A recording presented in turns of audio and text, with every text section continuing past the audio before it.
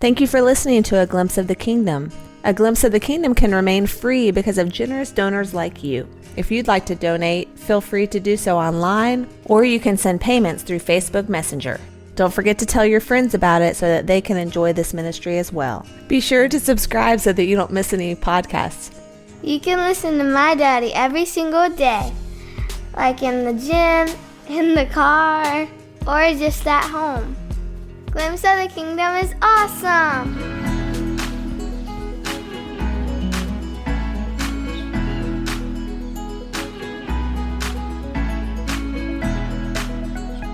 Hello, and thank you for listening to A Glimpse of the Kingdom. I am David Pendergrass. I'm responding to a few questions here that I received.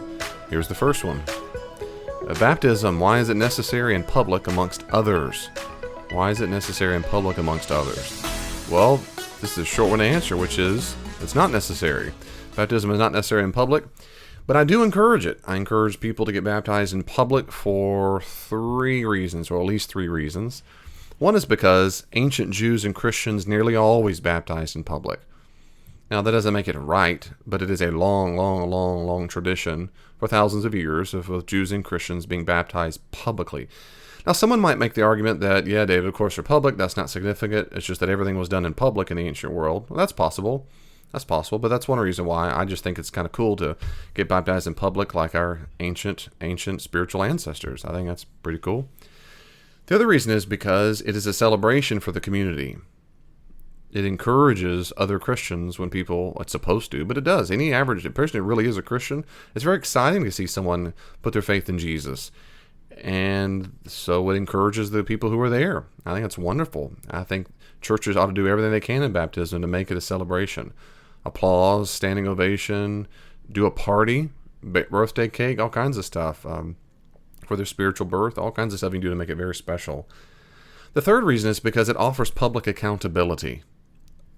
Public accountability. It says something when you do it in public, and if you go and act a fool, if you get way off track of Christianity, it's perfectly appropriate for people in the audience to say, in gentleness and love, I was there at your baptism when you gave life, at least you said you had given your life to Jesus, and you don't seem to be doing that anymore, and how can I help?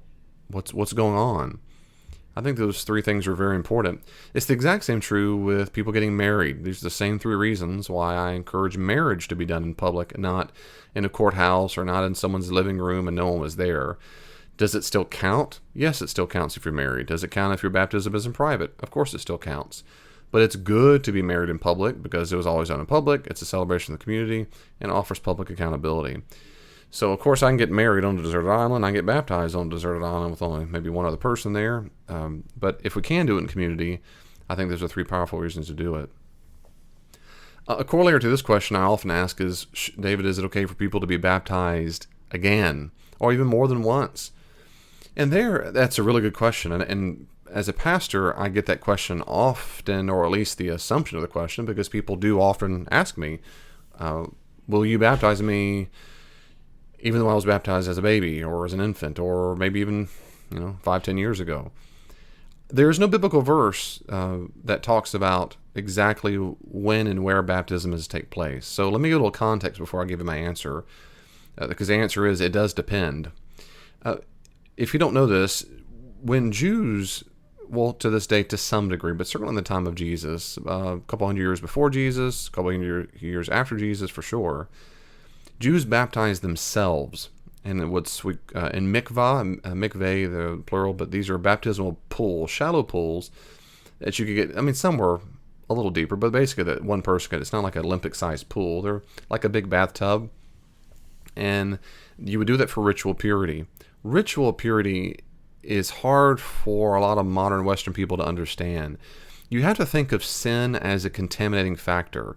Something contaminates you. It's like a thing that builds up like a residue, but it's what we would call ritual purity. And it doesn't mean the ritual purity is necessarily sinful or immoral. Rather, it's a residue that builds up on you. Like, it's not literally a residue, but it's something like it. So, for example, when a woman menstruates, she needs to stay away from people for so many weeks, and she needs to be baptized, ritual purity, or someone who's around a corpse and so forth. A lot of Christians think that every time a Jew violated one of these commandments, they're killed or they're never allowed back in community, and that's false. It just means they're ritually impure for a certain time, and that they have to perform certain functions or rituals that gets the residue off, and you have a timeout. You have like timeout almost to make sure that the residue is all off. And it depends. For example, the timeout, and by timeout I mean you can't go to the temple. The timeout for having a girl is longer than a timeout for having a boy, because you are more ritually impure if you have a baby girl. I didn't make up those rules. That's just a very ancient convention that we read in the Old Testament. Or if you're near a corpse, if you touch leather, and so forth. So being ritually impure does not mean you're a sinner. It means you've been contaminated. And the way to handle that contamination, there's almost always some form of ritual bathing. And so they did it all the time. Jews would baptize themselves whenever they needed to. Maybe not necessarily every day, but they did whenever they felt or were told they were ritually impure. And that could be several times a day if you worked around certain areas or certain Gentiles. And maybe not, it might be more infrequent if you were living a pretty ritually pure life. If you're not ritually pure, like I said, you can't go to the temple and offer your sacrifices. And so that's why the priests have to remain constantly ritually pure. A little footnote, I'm convinced, and many scholars are, that the Pharisees were people who were constantly concerned with purity. And there's been a long-standing assumption, or at least a somewhat Bible option, that the word Pharisee comes from phades, which comes from a Hebrew word to be clean or set aside or different. We're not exactly sure where the word Pharisee comes from, but whatever the etymology of the word Pharisee, they clearly cared a whole lot about purity if the Gospels are any indication, and I think they are. Certainly Josephus even indicates this, and later on in a 4th century document by Epiphanius also alludes to that. So Pharisees cared a whole lot about purity, ritual purity. They wanted it seems, I think I could articulate it this way, that if I asked an average Pharisee in the 1st century in the time of Jesus, I would say, why do you do all this? Why do you care about washing the pots and pans and all these things? I think they would say, because we want to live a lifestyle such that at any moment we could go right into the temple, into the presence of God.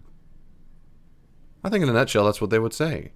I think it's hard to say most or all, but I mean, I think it's fair to say most of them weren't just anal retentive punks, legalistic punks who can't wait to have rule. But instead, they were people who were trying to live pure. And one of the fastest ways to make yourself impure ritually is to hang out with non-Jews, or the word they would use is ethne in Greek, or Gentiles, or goyim in Hebrew, the people. We use the word Gentile. If you hang out with a Gentile, almost certainly that Gentile has come in contact with something, food, drink, corpses, blood, something that is ritually impure. And so Pharisees were adamant, you're not supposed to eat meals with Gentiles. Even certain Jews you shouldn't hang out with and have meals with, because, of course, that makes you impure, and you're not supposed to live that way. So while the Pharisees didn't have any literal legal office in Israel and Palestine and so forth, what they did have apparently was an office by influence. They're kind of like the purity police. They could not enforce it, but they sure could fuss a whole lot. And that's what we see in the Gospels with Jesus and the disciples. They're fussing. Your disciples aren't washing their hands. Your disciples are working on the Sabbath. Your disciples, what is wrong with you?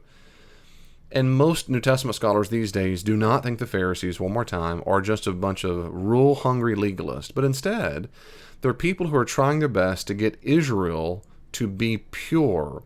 And that means you do not break the law, but also means you don't hang out and live like Gentiles. You have strong boundary markers between us and them. Okay, back to my baptism. Baptism was one of the ways you stayed Jewish and stayed ritually pure. That's the main kind of baptism that occurred in Israel. Now, we know this both from literary evidence, but also from archaeological evidence. Mikveh pools, baptism pools, are all over the place, particularly in wealthy homes like the homes of priests who worked in Jerusalem. There were public baptismal pools near Jerusalem that have been unearthed, and you can go there today and see these massive, these look like big fat swimming pools, kind of. Those are public to get ritually pure. But wealthy people had their own private pools in their own home, or on their own property. The second kind of baptism was more rare. Jews could baptize a Gentile when the Gentile wanted to become a Jew. And we would loosely call this a conversion baptism. This was very different because in this case, the Gentile had to live a certain way, confess perhaps a certain thing, but mainly they had to live a certain way, which was to be Jewish. They had to get, if they're a male, they had to get circumcised, they had to start obeying ritual, Levitical codes of eating called kashrut. You don't eat pork and this and that. And of course, you celebrated Jewish holy days. So the seasons and the times, as they would call it, must be observed. The series of the moons, because the Jewish calendar is a lunar calendar, it's a moon calendar. So you change your lifestyle, and that says you're going all in. And circumcision is the way to really know you're going all in. I can imagine how painful that was for an adult with very little medication. I can't fathom how much that hurt. That probably explains a lot of times why Gentiles didn't go all in. There was one group of Gentiles called God-fearers, is the English translation. These were Gentiles who liked a lot of Jewish stuff, but they wouldn't go all in. Join the family, you might say. Anyway, if a Gentile wanted to go all in the family, what they did was those things I just said, and they got baptized by a Jew one time. It was a conversion baptism. And it was somewhat for ritual purity, but also was probably of saying, this is now a symbol of you leaving your old lifestyle of paganism to now your new lifestyle of Judaism. The earliest Jewish Christians, the Jews who believed Jesus was the Messiah, raised from the dead, and so forth, they did what they had always done, which is you get baptized. But here's the difference. As far as we can tell, no Jewish Christian ever did ritual baths anymore. Ritual purity is associated, again, primarily with the temple. And it's striking that the baptism in the first century, and second, third, is never spoken of. I don't know of it anywhere. If it is, let me know. I can't find anywhere in the literature where anybody is baptized for ritual reasons.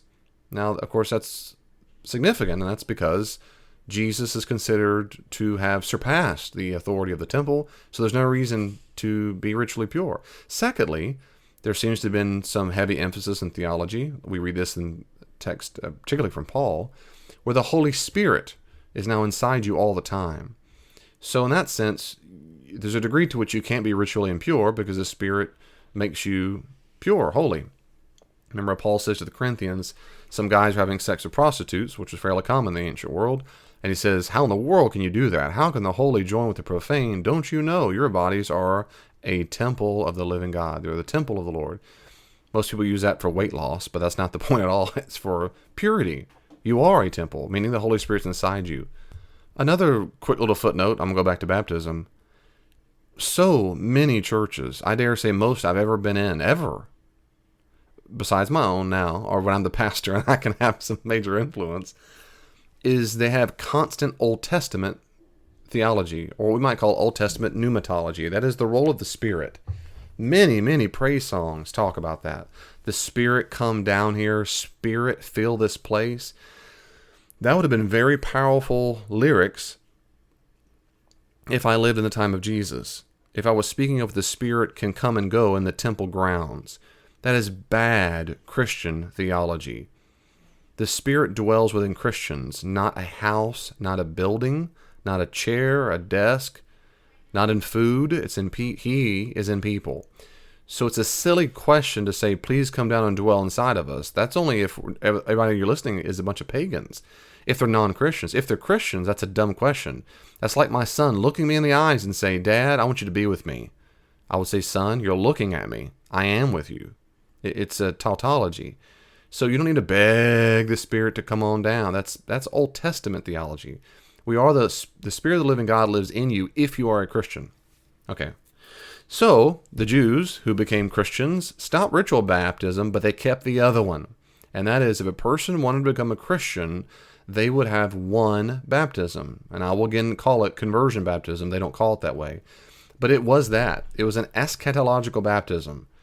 And said before, where a person was leaving Gentile paganism to go to be a Jew, now they're leaving their Gentile paganism or their former Jewish life, former Jewish understanding. Not ethnically and not all religiously, but the way they thought God was working in the world through the temple. Now both groups of people will be baptized into Jesus. And that's important to understand. So that's why it was always done publicly. To this day, right now, most people think that you get baptized because Jesus was baptized. That's actually not why at all.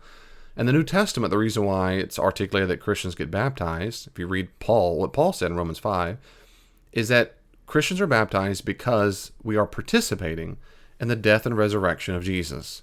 We are participating in the death and resurrection of Jesus. In the New Testament documents, and I don't think in the 1st and 2nd century documents later, I don't remember now if that ever said that way ever. I don't think it's ever spoken of that says, because Jesus was baptized, we are too. And it just dawned on me, I think I said Romans 5. I meant Romans 6.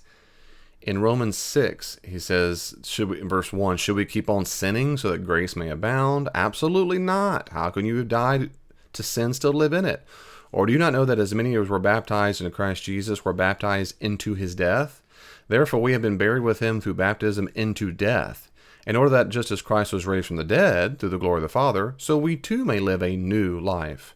For if we have become united with him in the likeness of his death, we will certainly also be united with him in the likeness of his resurrection.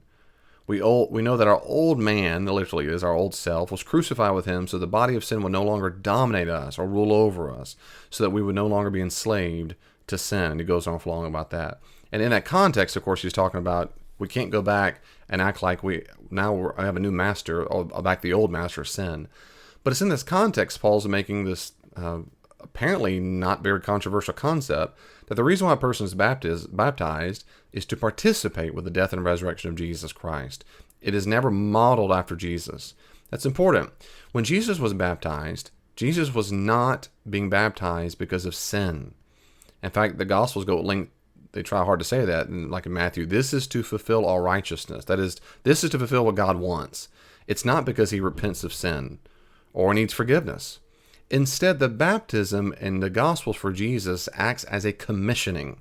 And by that I mean, it is the act or the ritual by which Jesus is demonstrated to be God the Father's royalty, his royal son who now has a job to do.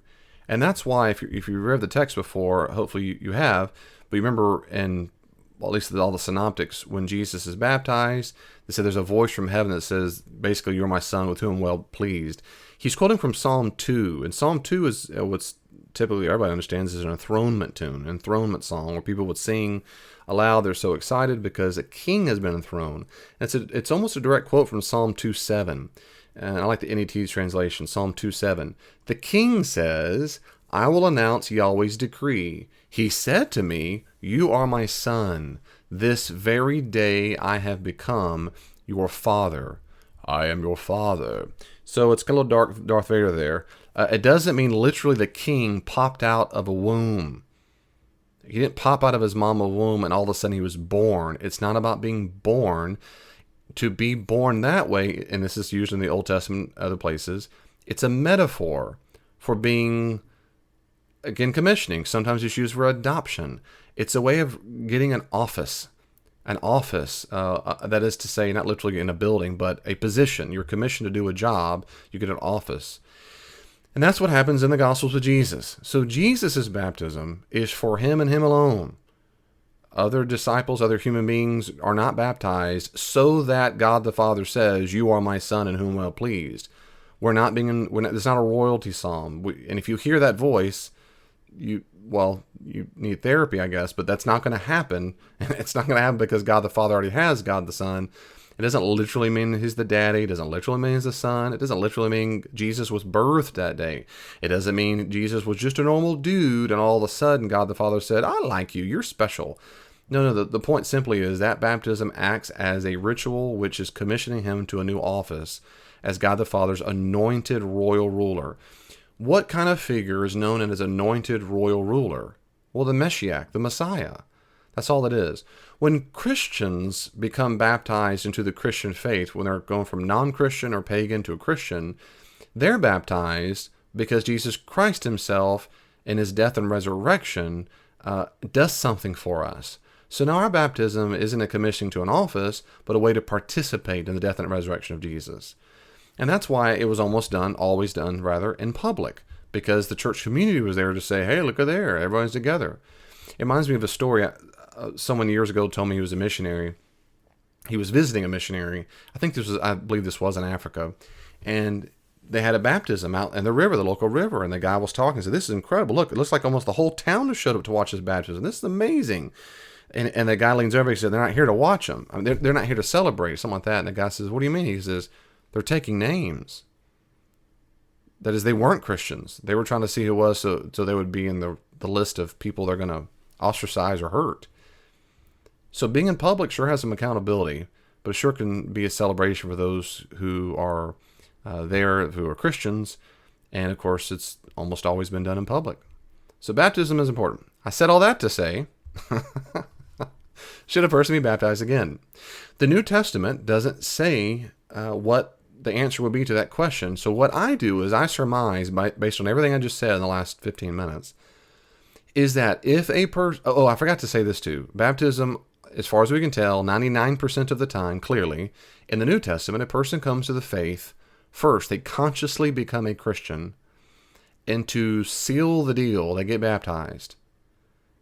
And that's at least 99% of the time, if not 100%. I'm not going to go there right now, but it is by far the dominant way it's done. Now, babies are baptized, we know early on, we know that from archaeological evidence within the close of the first century. And that probably started because babies died so much and so quickly. Infant mortality was extremely high.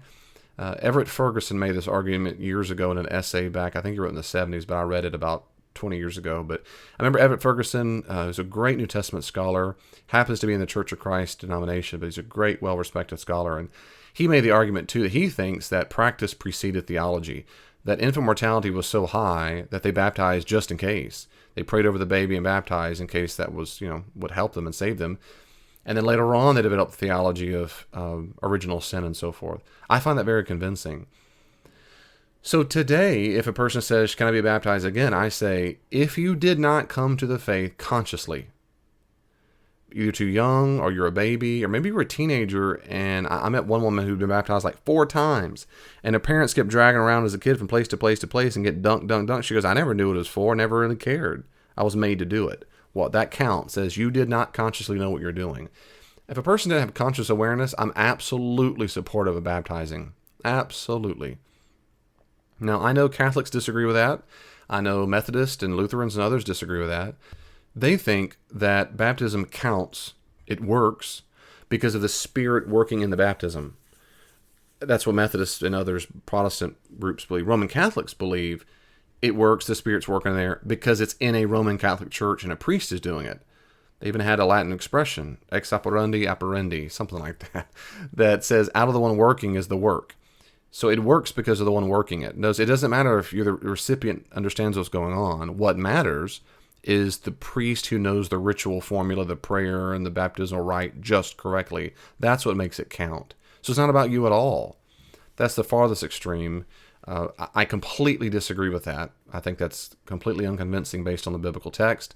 Roman Catholics would say, David, it doesn't really matter what the biblical text says. What matters is what church doctrine teaches, and that's what it teaches, and Mother Church is right. And we interpret the Bible through the church, not the church through the Bible. And that's where we fundamentally disagree. I think that's not how you should read the Bible. And therefore we disagree on that. But we can disagree. We do. And so if you're listening to this, that's what your tradition believes about that. But my view is that the New Testament should be the number one chief authority. And since that's, I think, the best way to interpret that and apply it today is to use that model. Well, David, what about people who did mean their faith, but then got off track? Some denominations call that backslidden. Should you baptize people who are no longer acting like Christians? Well, a little footnote there before I give my answer. That's interesting. It kind of that issue kind of reminds me of what occurred in the 2nd, 3rd, and 4th centuries. Not so much the 4th, but a little bit. When Christians were persecuted and tortured, they would recant their faith. But then if they survived, later on, when it became safe to do so, they wanted to join back the church. And there was a huge uproar for a long time in the church as whether or not they can allow these people to come back once they recanted, but they recanted because they were being tortured or threatened to be tortured, imprisoned. Should they be allowed back in? And in general, the answer was over time, answer is yes, let them go back in, have grace. But it was a big, big deal to recant your faith. It should be a big deal. Well, it's kind of like that now. So if a person has basically lived like they recanted their faith, should they be allowed to get baptized again? There, I say, I'm not real sure. And what I do there is, that's happened a few times with me, But there what I do is I'll talk to the person. If a person really did consciously believe it as best as they could and rationally understood it as best they could when they were younger, and then they got off track, and now they have consciously repented as best they can and got back on track, I don't think there's need for a baptism. I think they just lived like a non-Christian for a while. I wouldn't do it again. And the reason why is because I associate baptism so much with conversion. And someone might argue, well, they converted and left the faith, and now they'd be reconverted to come back in. Maybe. I don't find that convincing. I think a person just lived like they were non-Christian, but now they've come back to the fold. They're back in the fold. That's my view. So it doesn't have to be your view. You can have a view you want to have. But my podcast, so I'll give you my answer on that one. Well, that's all for now, I guess. If you have more questions about baptisms, let me know. Otherwise, thanks for listening. I'll see you next time. Thank you so much for listening to the podcast. I really do hope that you enjoyed it. I hope you'll listen more. If you want more, go to davidpendergrass.com. There are tabs at the top that let you have access to all the podcasts I've recorded, to sermons I've done, books I've written. They're all there at davidpendergrass.com. You can also check me out on Facebook, facebook.com/glimpse of the kingdom, facebook.com/glimpse of the kingdom, and also look at my Twitter feed at glimpse the kingdom or at Dr. D. Pendergrass, at Dr. D. Pendergrass. There's tons of ways reached out. I hope you will. Send me your questions, send me your comments. If you'd like to support the ministries of Glimpse of the Kingdom, you can also find ways to give online on davidpendergrass.com. If you'd like for me to come and do some consulting, check out my website, davidpendergrassconsulting.com, and I'll be happy to come out and speak to your organization and help and train any way I can. God bless you. See you online.